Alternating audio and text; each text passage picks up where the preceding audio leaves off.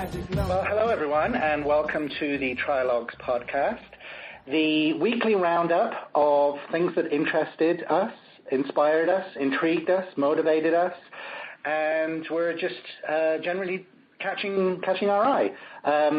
I'm Matthew Shadwell. I'm the Director of Interactive Product and Marketing here in New York City at the Corcoran Group, and as always, I am joined by my two brothers-in-arms, and I will endeavor to match Rob's beautiful, loving intro from last week's show by introducing my two lovely friends, Gaylord DeWald and Rob Hahn. Why don't you go and introduce yourselves, guys? Hey, I'm Gaylord DeWald. I'm the president and janitor of Thought Faucet, a strategic content studio in the Howard Space Center here in Burlington, Vermont. And how's everyone doing? This is Rob Hahn. I am the notorious Rob. I'm also the managing partner for 7DS Associates, and I love you guys. But hey, for the sake of the New York regulators who might be listening, when Matthew says brothers in arms, please don't take him at his word, because I live in Texas. So just wanted to point that out. It's great to be with you guys. Yeah, the right to bear arms, they mean shirtless. Sleeveless shirt. Right? That's what I mean. Exactly. All right, so let's get into it. One of the things that we were talking about on the pre-call is really how much is going on with Zillow at the moment. Today they released their Rentals iPad app, which is very exciting. Over the past week, they've had things like their earnings call. They've had the release of Zillow Digs, which is of particular interest to us on the marketing side, because obviously the visual web is something that we've spoken a lot about before on this podcast in terms of the rise of photography, especially within the real estate industry, be it Pinterest or Instagram, or just the attention span that images garner inside of things like news feeds. And also their partnership with Google as part of the Google Now product, which is beginning to roll out. And so there's a tremendous amount of sort of meat going on inside of Zillow, and my sense is that they're really starting to flex their muscles as a software development company and as a content company. In terms of leveraging the content that they have been building over the last sort of six or so years. And it's starting to come to fruition in terms of cross-platform experiences centered on mobile. And I think that that's a really, really interesting thing to delve into. And Google Now is sort of at the nexus of this. Rob, I know that you had some particular thoughts about the Google Now product in particular. So why don't you kick us off with that? Yeah. So it's a couple of things, couple of caveats here. Number one, I actually know a fair amount of what is going on with Google Now, but I don't know if what I know is public information or not. So I actually spoke with some of the folks at Zillow about the Google Now integration, but I don't know if they made that public. So given that they're a public company, it's not. I don't know if I could delve as deeply into that. The second thing is, I actually been researching Zillow and Trulia Move for this fairly significant project that I'm doing. And you're right. I mean, these guys are absolutely killing it, right? But let's talk specifically about Google Now. So what I can say about it is, we'll find out, whether the entire product, whether Google Now really becomes this transformative thing, in real estate. Because, it's not like Google's always been successful with everything they tried, right? I mean, we all remember Google Wave. At the same time, what really struck me was the fact that Google chose to do this with Zillow, right? Because remember a couple of years back, there was some talk around the industry about Google potentially buying Trulia, acquiring Trulia and really making Trulia the center of its kind of real estate, vertical. And Trulia is still in their backyard in San Francisco. And I found it really kind of interesting that Google chose to do this with Zillow out in Seattle, right? We'll find out, but I think on the whole, not just with Google Now, but if you look at some of the other things, right, the other major announcement that Zillow made is that they completely took out Front Door. Right? So in terms of technology development, in terms of data, in terms of a lot of the stuff that they're doing, so I agree with you guys that I think they're killing it. Yeah. What do you think, Gaylord? Yeah, so let's dive in a little bit on some of the specifics of it, because it's definitely true that they're releasing a lot of interesting stuff, right? Like in terms of delivering interesting stuff, they're doing it. And so like take like the Google Now piece. And so for listeners who aren't familiar with it, which since it's not a very widespread product, it's probably a lot of people, but Google Now is kind of like, I hate to say it, but so it's Google's answer to Siri, right? It's voice-activated technology. And so it's set up so that now if you're searching, for real estate-related stuff with Google Now, which would mean like talking into your phone and saying, I'm looking for a house or whatever, that it's going to be using Zillow as a source of data to return results.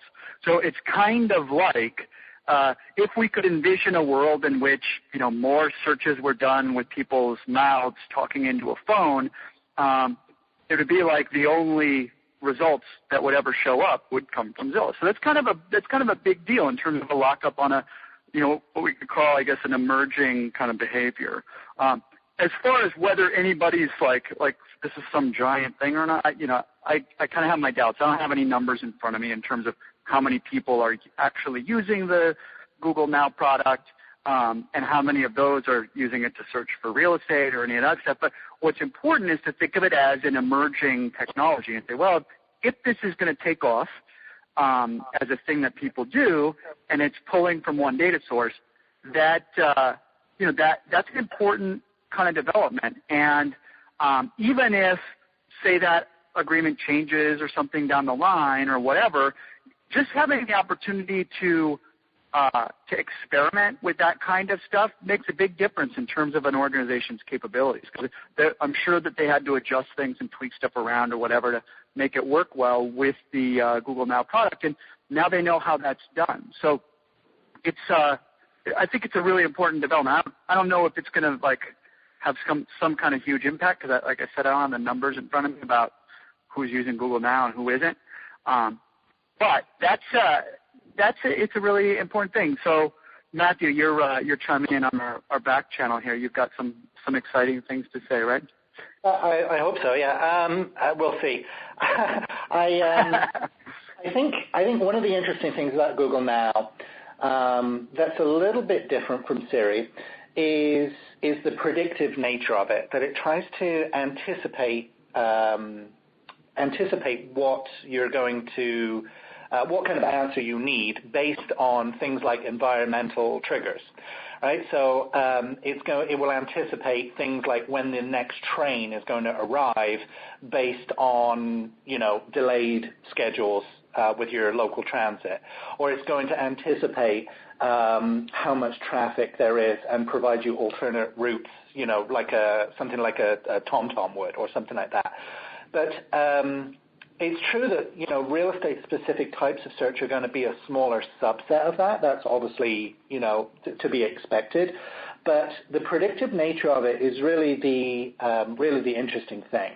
There's some pretty compelling data that's been made public that voice search, just in general, is on the rise, and that's definitely been fueled by Android and even to a lesser extent things like Siri. But voice-guided searches, especially local searches, like great Chinese food around me now, like that kind of stuff, that's definitely a graph that's going up and to the right with these things. So as it relates to the real estate industry, one of the things that's particularly sort of fascinating about this is how certain organizations are attempting to own content verticals. So if you're in the local recommendations vertical, we've spent many minutes talking in previous podcasts about the relationship between people like Yelp and Foursquare. They're trying to own that content vertical. Similarly with news, there's many people trying to play in the news vertical in terms of bringing the right information to the right person in the right place at the right time. And Google now really tries to solve that problem through predictive behavior, and it tries to anticipate, from what I understand, it tries to anticipate your future behavior, and that's really the difference between this and something like Siri. So when we look at data from NAR, for example, about how long people consider themselves to be in the market, and that sort of predictive funnel, if you like, is about about 18 months to 2 years on average that people consider themselves to be in the market. There's a tremendous amount of Google Now behavior that would be Zillow-centric. And that's a particularly interesting thing from a competitive standpoint. Rob, do you want to jump in on this? Yeah, I mean, a couple of things about this, right? I mean, one is, especially after I had a conversation with folks at Zillow, I'm actually starting to get really scared about Google, right? Because what you mentioned, the fact that Google Now is a little different than Siri in that it is predictive, right? And then you think about the fact of, like, how much does Google know about you? Right? How much does Google know about me? Well, all my email goes through Gmail, right? I mean, every single email account I have is either Gmail or it's Google Apps email. And, the terms of use on that is they want to mine your email for data to serve you up ads. You think about, all the searches and all the search records that Google has. You think about just how much Google knows about all of us. And then if you're in an Android form, then obviously Google knows your mobile, usage and all of that. I think if Google Now takes off, I don't think it's going to be like Siri in terms of active search. I think it's going to be real passive. Now, you could end up exchanging an email with a brokerage, with an agent somewhere about, hey, I'm kind of interested in seeing this house. Next thing you know, when you're out and about, Google Now could be starting to serve up. Did you know there's an open house around the corner? That could be a game changer. Right? They already serve ads to that effect. They're called ads where it's targeted to a specific corner, for example, and it's time targeted and geo targeted with a piece of content that would be, to use your example, an open house happening in a couple of hours. They already do that, Google. No, well, I mean, the fact that they know so much, right? And then moving, so I'm kind of thinking of it this way, right? The fact that Google partnered with Zillow, and Zillow's come out and pretty much they've stated their intent is to become the central hub for real estate, right? In between the agent, the broker, the consumer, and that's their intent. They're working on CRM, they're working on various tools, they're doing all of this stuff. The second thing that I think is really relevant here is kind of what Gaylord said, which is even if this Google Now product fails, right, it's not going to fail next week. They're going to work on it for several months, maybe a couple of years. And the teams, the technology teams and the business teams at both companies are going to build relationships. They're going to work with each other, right? And if this isn't a thing, it'll be the next thing. And so I think that development is something that we want to watch, real carefully to see what happens, right? What happens, say, maybe not with this product, maybe it's the next one, maybe it's down the line. What ends up going on? And I think this is a real win for Zillow, in terms of their, battle and competition with the other, two big guys. The final thing that I think was really kind of interesting / scary about this Google Now development is, for the longest time, within industry, right, the battle has been around kind of, control over data, right? Who controls the data? Who is the supplier of the real estate, listings information, right, to the world, to the consumer? And Google chose to reach out to Zillow to do this. In my mind, I kind of think about it, go, okay, so at what point, right? At what point do we start to say, you know what, for all intents and purposes, for all practical intents and purposes, Zillow is the national MLS, right? I mean, the MLS people and the brokers and agents might, throw a fit at that and go, whoa, what are you talking about? But, when companies like Google are approaching another company and saying, we want you to supply all the real estate data, I mean, isn't that almost an anointing of the de facto, national data source for real estate? when I think about all of those things, it's just the possibilities are somewhat interesting, to say the least. Yeah, I'll jump in here, Rob. I think that one of the things I've seen sort of separate let's call them the big three, right? Zillow, Trulia, and Realtor.com is the scale and speed of how they're embracing mobile. Now, obviously, all three of them put up very, very large and impressive statistics, but Zillow seems to be the most heavily invested in it, certainly from a customer perspective. And one of the things I'm hearing a lot within the news is their desire to build out their brand presence. Like, they're interested in from what I'm reading in the online coverage of this, they're interested in mind share. So obviously a product focus, comprehensive suite of tools that is mobile focused is going to be of tremendous value to somebody like Google, who have essentially the same some of the same business goals, certainly from a mobile perspective, in terms of how they're embracing and adopting and pushing mobile, either from an Android perspective or from product perspective. So, when you talk about how much information certain companies own about you, obviously that's all opt-in, and we give a tremendous amount of information to many people other than Google throughout the day. I was reading a thing online just yesterday that I think when you visit the homepage of the New York Times, there's something like 18 to 20 different tracking devices that get activated on you as a user that sort of happen behind it. So that's scary, man. Tracking of visitor behavior is nothing new, and it shouldn't really come to anybody as a surprise here. But like I said before, I think the interesting thing is being able to predict future customer behavior that is real estate intent centric.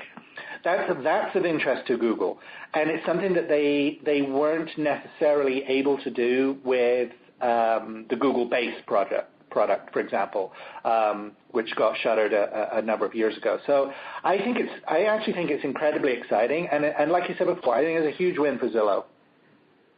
Yeah, so I'm going to jump in on a couple of things there. One is in regards to Siri. I wouldn't define the difference between Siri and Google Now as one is predictive and one is not, because Siri does have a lot of predictive capabilities within it, based on its. It actually operates at a lower. It currently operates. Some of its features have been turned off since Apple bought it from the research group that it had before. So both of those technologies are really going to be using more and more predictive stuff. So that's an important kind of thing there. I just want to make sure it's clear. On the data privacy thing, that's something, it's always, like you said, Matthew, it's always going on. It's always an issue. I think actually what brings the data privacy more to the fore lately is has to do more with like all the retargeting ads and stuff, because people are starting to actually see it. How it impacts them, because the thing of like you go to a website and you search for something, like a camera or whatever, and then every website you look at for the next year is about cameras. It has camera ads, sprinkled on the side. I think that's going to play a bigger role in like the public being involved or caring about this privacy stuff. But at the end of the day, everyone's got to like figure out what their policy is and just set it up and roll with it. Like this is one of those things that just it never goes away. So I'm not so sure how using voice technology is going to make that more significant or less significant in terms of like government policy or in terms of company policy. I think that people are going to always have to deal with that. Well, I guess the question perhaps for you both is, does something like this start to change real estate search at scale in terms of how people actually search and find homes will that become, number one, more Zillow-centric, and number two, more voice and smartphone-centric as a result of something like this? I think my take on it is that Google Now, in and of itself, will not. Right? I don't think Google Now or just mobile apps in and of themselves would do that. What I do think there's a possibility, though, is if you put those things into context of everything else that Zillow is doing, then, yeah, I think there's a chance that it could change, what we think of as real estate search, what I would more generally call the sort of real estate consumer experience. Let me give you an example. Sort of whoever owns the relationship with the customer, whether Exactly. that customer is a brokerage or whether that customer is the actual customer, it starts to go towards more like the fulfillment type of conversation along the lines of like an Amazon type model. Yeah. I mean, because here's what I look at. I look at all of if you look at all of the past, let's say, half a dozen announcements from Zillow, right? They look kind of like this. Hey, we're powering Front Door now. Right? And I thought that was really significant because, Front Door, when it came out, was trying to compete with all three of the guys saying, we have HGTV, we have TV content, we're going to drive, an absolute of traffic to the site, and become the dominant portal. Well, they've essentially surrendered and gone away. Then you've got Google Now, and then you've got Zillow Digs, right? And when I look at, not just that, and then you've got rentals. They just released a rental app. Their acquisition of RentJuice was already known. When I start to look at all of those things, what I'm starting to see is that Zillow literally wants to own the consumer from end to end throughout their entire real estate transaction, right, through their entire real estate experience. So when you first graduate from college and you go, I need to find a place to live somewhere, Zillow Rentals. Right? When you finally decide to move in somewhere, okay, you've got Zillow. Once you've moved in, we know that one of the issues with real estate has been, what do you do with the buyer? What do you do with the consumer in the 7 years between, when they're out of the market, right? Now you got Zillow Digs, so now they're involved in your home improvement. Now you're involved in that. Yeah, and they're involved in mortgage. I mean, when I start to look at all of the things that these guys are doing, and then you layer on top of that, what Spencer said in their latest earnings call, which is that Zillow is looking to create a massive, enduring brand. I'm like, look, if these guys are successful, I think what will end up happening is that Zillow becomes equivalent. It becomes the equal of real estate in the mind of the consumer, and they will own that consumer relationship.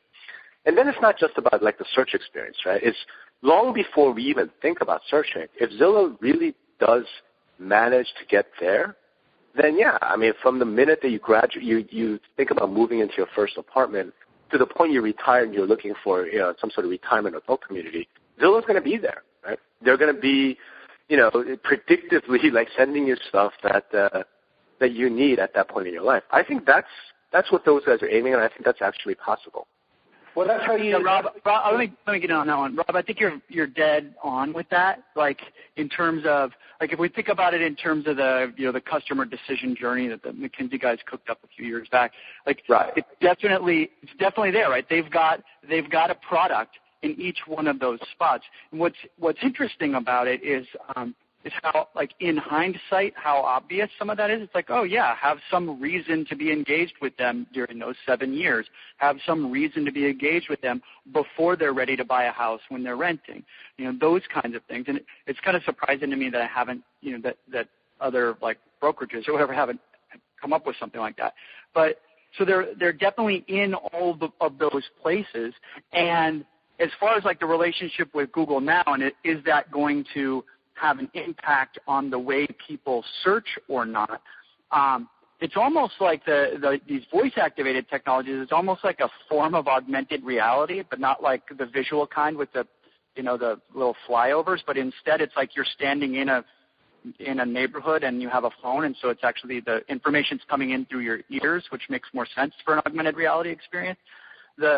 It's like that, and that relationship of having Zillow in at that level brings in an opportunity to understand more about the customer and fine-tune everything going in. So it's really that ability to operate in an emerging space, which will help further hone kind of these other initiatives all around the line. So, I think people are still going to search for houses, using big screens because they want to see large pictures of what the inside of a house looks like. But I think it's that access to data and access to relationships with companies that are rolling out the front end of those, like Google Now, for example. And I think, to Rob's earlier point about what happens in that, 6-7 year window, this is the really interesting thing to me about Zillow Digs, is because it's not search, Zillow Digs. It's somewhere, something sort of very Pinterest-like, where you can go and be sort of inspired for your current home. And what it does is it allows a relationship to be built online where you can sort of trade and be inspired and sort of dream big for things that you're thinking about when you're not in the buying or selling cycle. And I think that that's a really interesting play on Zillow's part that I don't necessarily see sort of happening elsewhere, so within the real estate space, is sort of owning the relationship prior to, I guess, what they call the zero moment of truth, prior to, the person sort of pulling the trigger and saying, okay, we're gonna start thinking about buying or selling. And that's a really interesting sort of move. From what I see, I'm a fairly heavy Zillow Digs user so far, and within the first 2 weeks, I can tell you there is a ton of people using that stuff. The engagement is so high, especially on things that make it to the first pages of the living rooms boards or the bedrooms boards or kitchens. Kitchens are very, very popular there. But in terms of owning the relationship and inspiring people, there is a tremendous amount of activity on Zillow Digs. And I'm not sure absolutely. People really realize that. It's an absolutely beautiful iPad app. I think it's a lesser product on the desktop.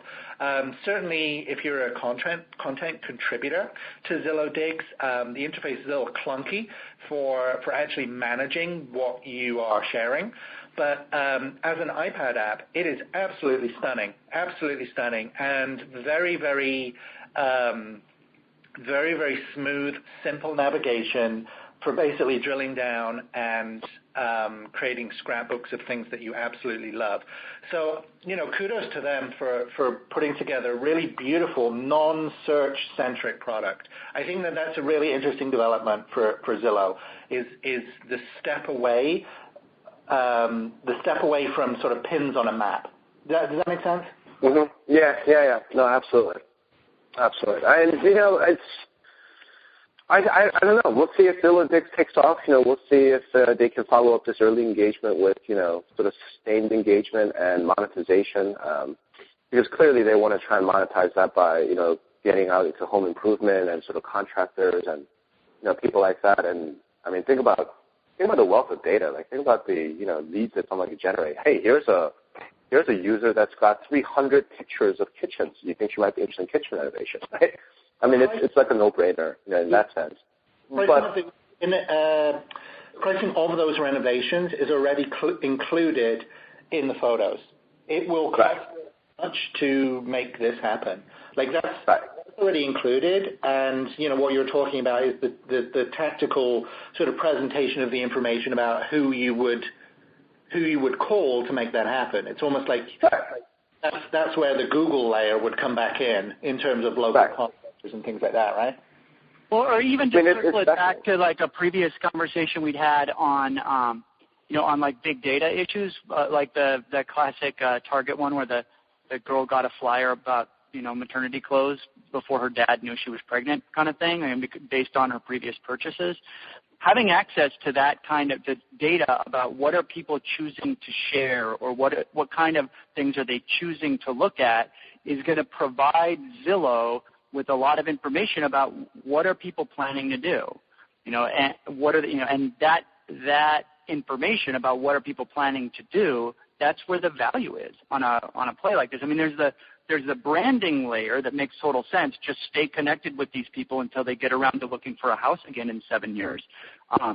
But in the meanwhile, there's they can be generating a lot of data about and determining in a predictive analytics way, what is it that they're planning? Are they planning to do something with their kitchen? Are they planning to do something with, whatever it is? And so it's a pretty good. It's so much better than newsletters about a restaurant or something like that. In terms of like actually staying engaged with customers over the topic that they're relevant for. So I mean, the thing that kind of brings to mind for me is let's assume all of this is true. Let's assume all these things happen, right?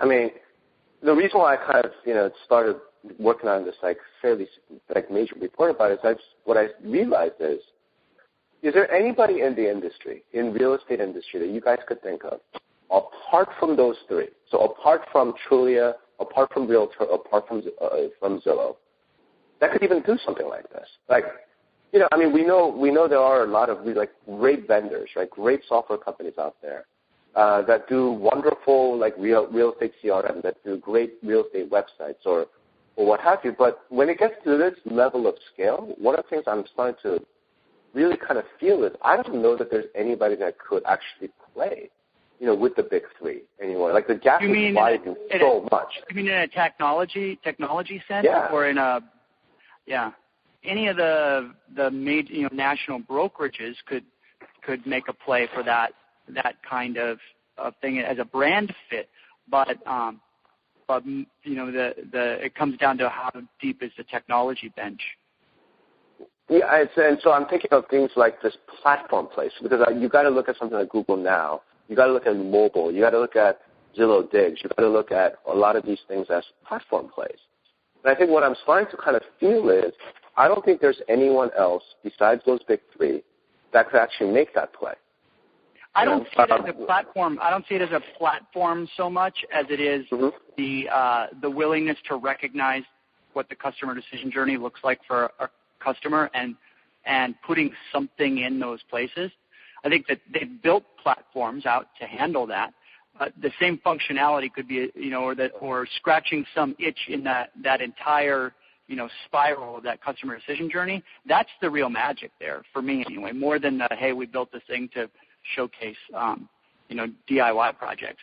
I think that though what they did is impressive and it's awesome, what's really impressive and awesome for me is that they recognized that slot and made something meaningful for it.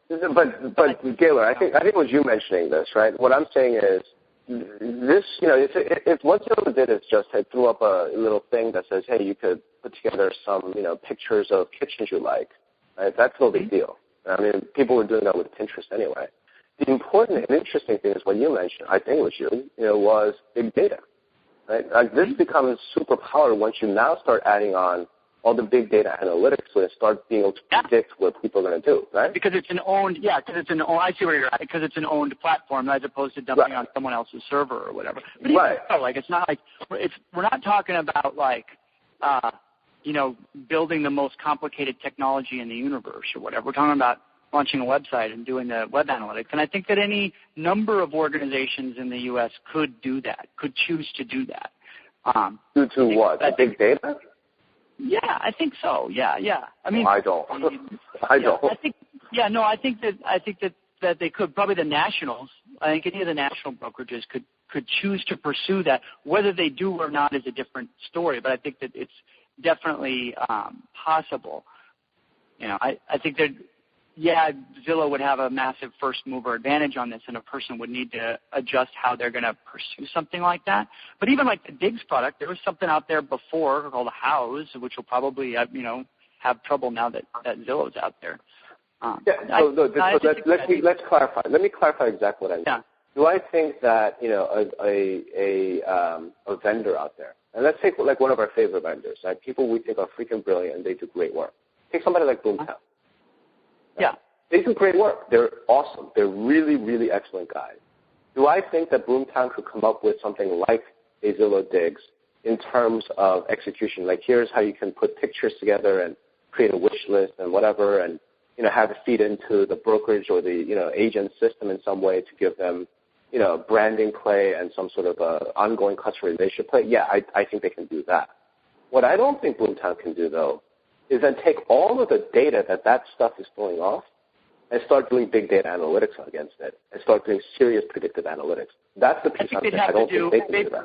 They'd have to hire a couple people maybe. But I mean, to use Boomtown, it's sort of, they do have a team that is pretty well versed in analytics. I wouldn't say like they're like, big data junkies or whatever, but their analytics team isn't anything to sneeze at.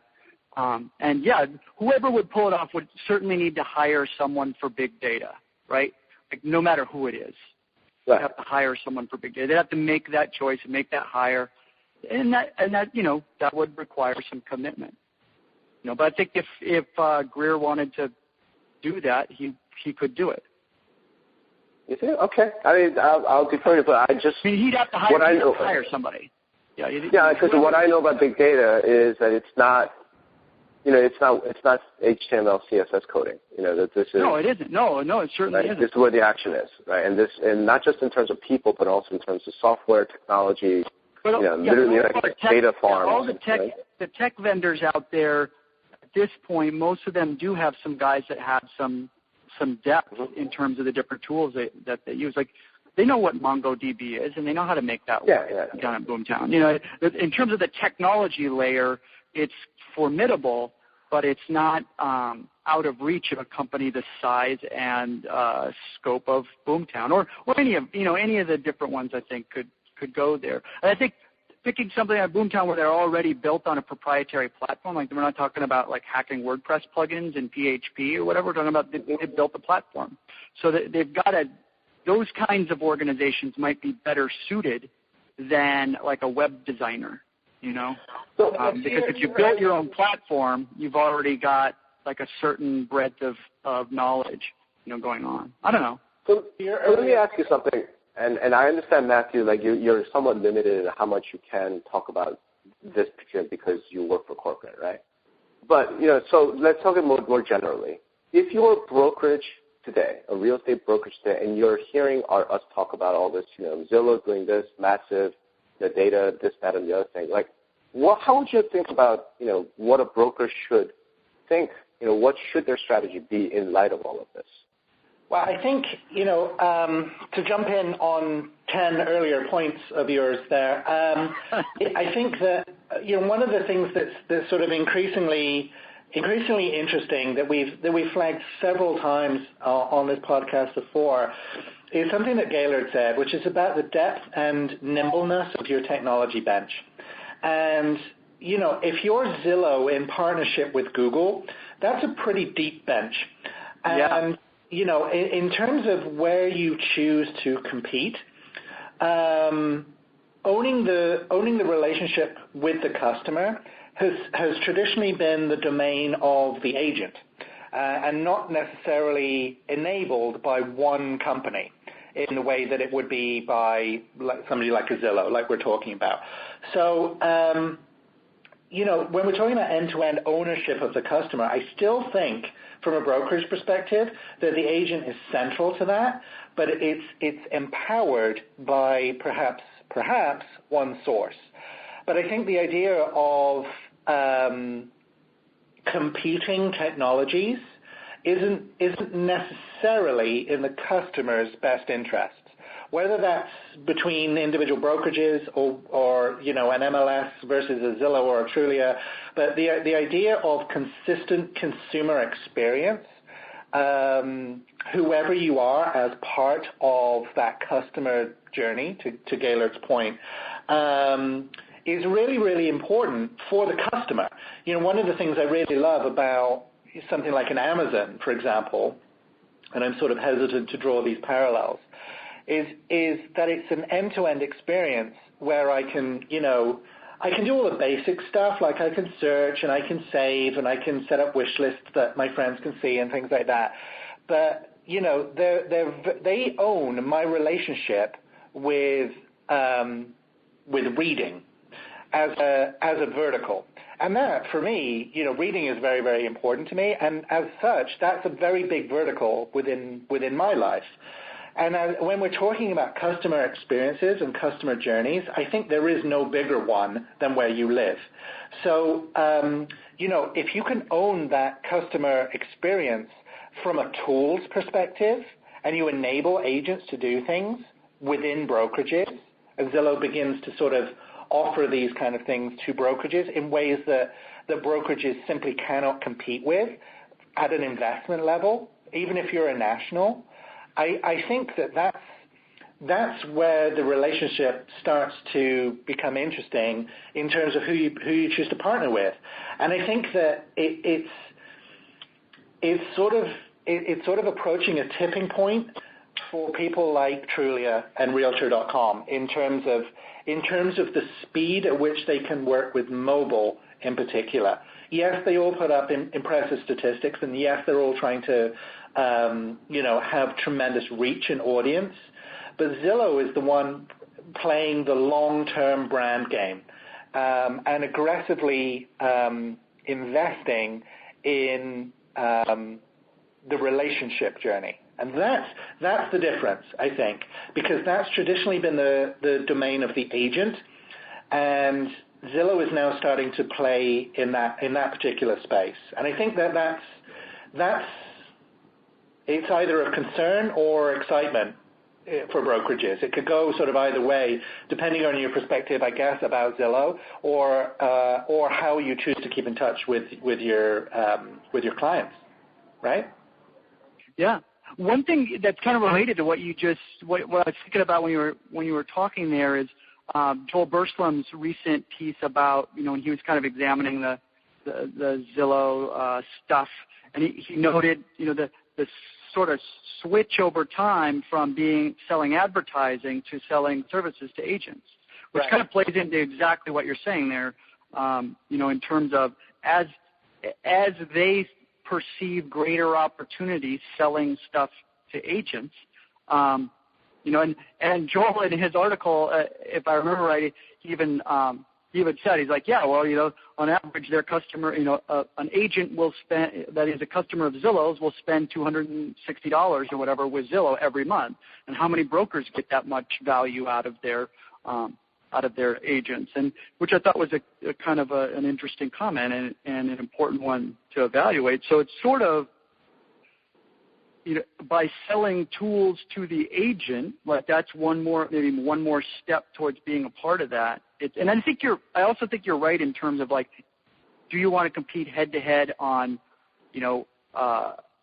head-to-head technology-wise with a company whose core competence is technology when your core competence is not? I don't think that's a good idea either. No, I mean the core you're absolutely right, and the core competency of brokerages is selling. It's selling and relationships. And the great thing about the kind of technology discussion about this is that it actually enables that selling and those relationships to strengthen, I think. So, from my perspective, this is why I've never really had a dismissive perspective about this stuff. At the end of the day, it's still a personal relationship. However, that relationship is established and then sort of fostered over time. It's still a person at the end of that. I don't think that can ever really be replaced for something as important as a home. And I understand that that's obviously a very brokerage-centric perspective as well.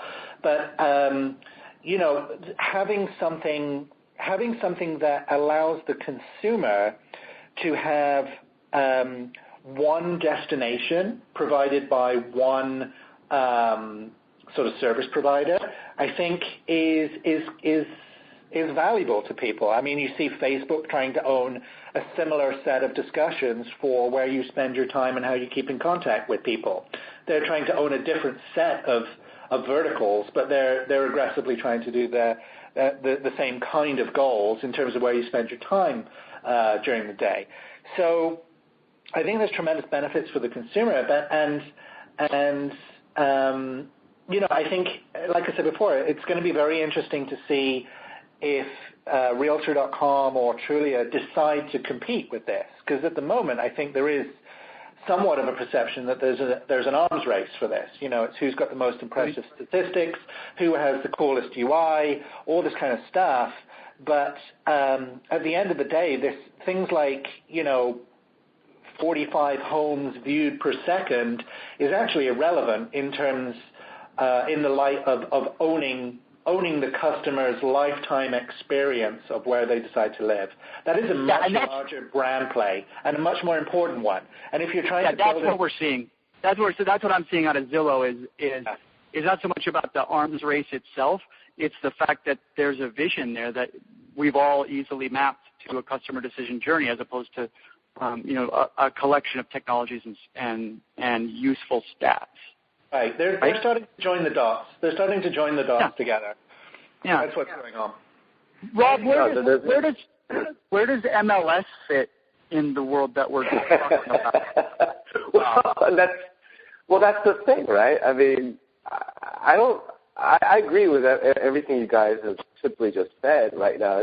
Brokers don't really have much to fear from any of this because, well, as long as the brokers realize, look, we're not a technology company. That's not what we do. We do relationships. We go recruit great agents. We train them. We, service consumers. It's not a big problem for them. The problem is for MLSs, problems for associations, and kind of, when I sort of said earlier in the call, to me, the most surprising thing about the Google Now deal was that, in effect, to me, it's almost like an anointing by Google, by the great God Google, that Zillow is the national MLS. No matter what else the rest of us might think about it, they went to Zillow. They didn't go to, the Council of MLS. They didn't go to, 850 MLS. They went to Zillow and said, can you supply us with real estate data? So, where this leaves MLS is a really tricky question. I mean, at first glance, I think you have to say there comes a point at which the MLS is no longer necessary. There does come that point, if things keep going down this path. But somebody does have to, sort of do the data accuracy function. And somebody does have to do that. Would Zillow do that? I don't know. I mean, that's something to really speculate. Do I think Zillow's out to take out MLSs? I don't think they're out to take them out. I think they're out to, try to do what they can and improve their business and create this massive enduring brand and become, the definitive name or brand associated with real estate, at least at a national level.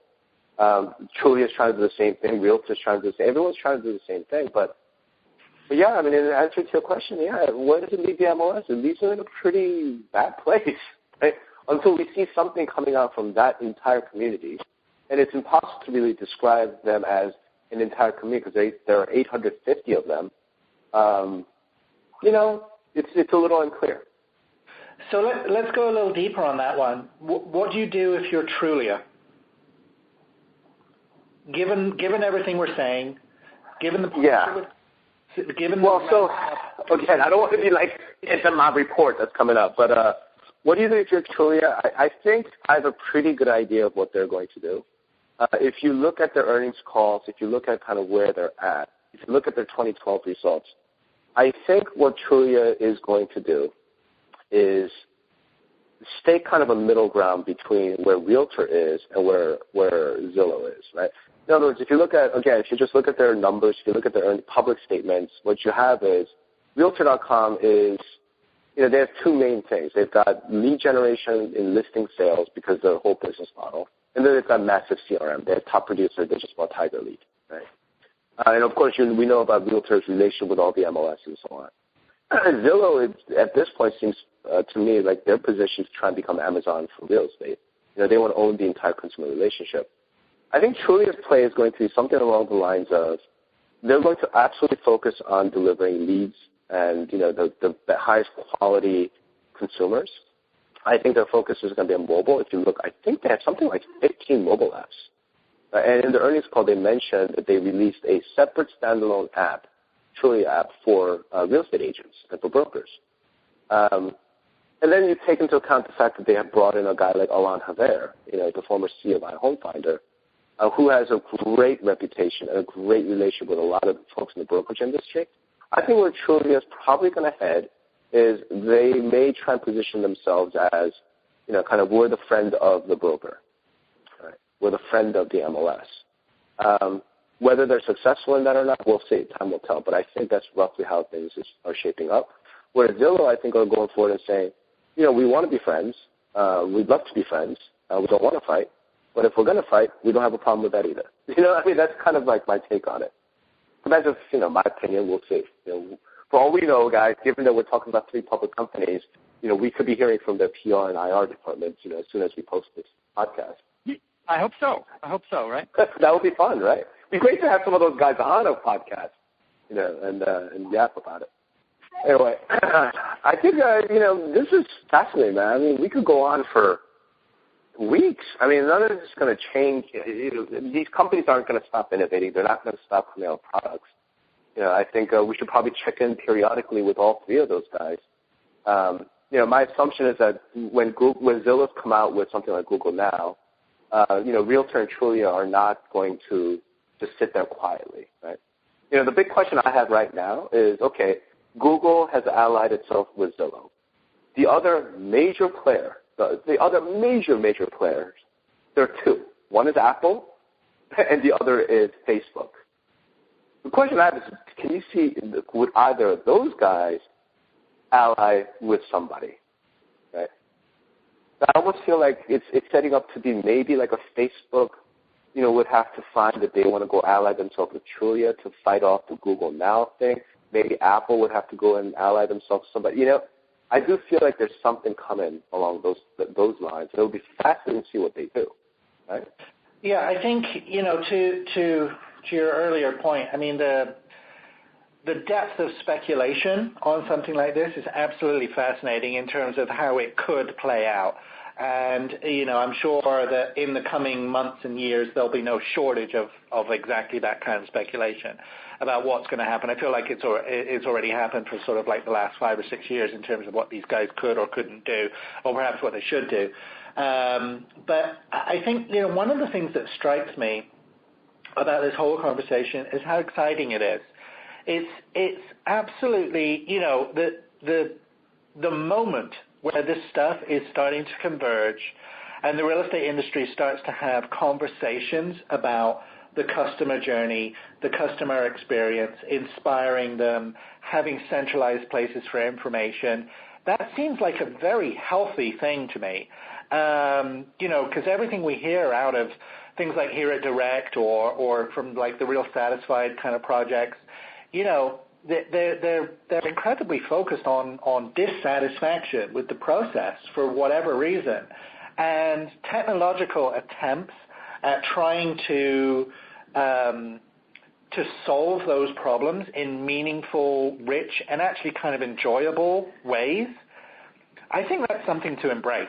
Whoever does it and whoever partners with who, the fact that we have, millions of dollars being invested by someone in solving those problems seems to be a really good thing. Absolutely. I think that any time that you've got a group that's focused on solving the actual consumer problems, and solving also like parts of it that aren't necessarily the core competency of brokerage, like all the technology stuff. Like they're outside of the real estate industry. One of the things that happens all the time recently with like cloud services and that is IT departments suddenly are free to do more interesting things than they were in the past, because certain tasks that they used to have to do, now they don't. And I think that there's some conceptual relationships here between that kind of like outsourcing to the cloud of the IT department within brokerage. Like if there's somebody out there that's like handling the like keeping people interested in talking about their houses in the 7 years in between when they purchase a house and buy another house, then agents maybe don't have to focus as much on sending the newsletters and the things that they typically don't really want to do anyway, and they can find other ways to be more meaningfully engaged in customers' lives without having to do kind of the smaller little things. And right. I think that there's the idea that I think, yes, brokers and everyone has to be wary of like, okay, am I losing total control of the customer here? I think that that's something to watch out for. But on the other hand, it may actually be freeing up, keeping people from having to do stuff that's really outside their core competency. It's actually a very positive problem to have. Yeah, I think so. I mean, And it's one that I think every brokerage, interestingly, I think every brokerage and every agent will have their own approach to it, which will help them differentiate, within the market, how they respond and handle these kinds of shifts in what's being done for customers who want to buy and sell houses. Yeah, I mean, I think you guys are right. It's I'll say this, it is interesting. It almost feels like we went through maybe 5 years where, remember we would sit around and talk about, man, there's been nothing interesting going on in technology. I don't know. With all this stuff going on, I actually think that period might be past, and we may be entering a new period of real innovation and just interesting things to look at and talk about and discuss. So, in that sense, I think it's super positive. We'll see how it all plays out.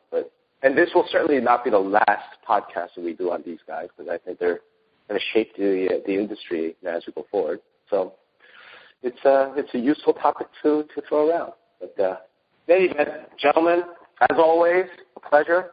We forgot to do the weather updates. Like, we'll just want to, update you guys. It's rainy and dreary and cold here in Houston. But it's freezing cold and miserable in Manhattan. It's 80 degrees sunny here in Vermont. Yeah, you liar. No, it's miserable and cold here today, too. All right, but even though it's miserable and cold outside, inside, it's all warmth, love, and happiness. Got nothing but love for y'all. I'll talk to you guys later. Bye, everyone. See you guys. Take care. That's a magic number.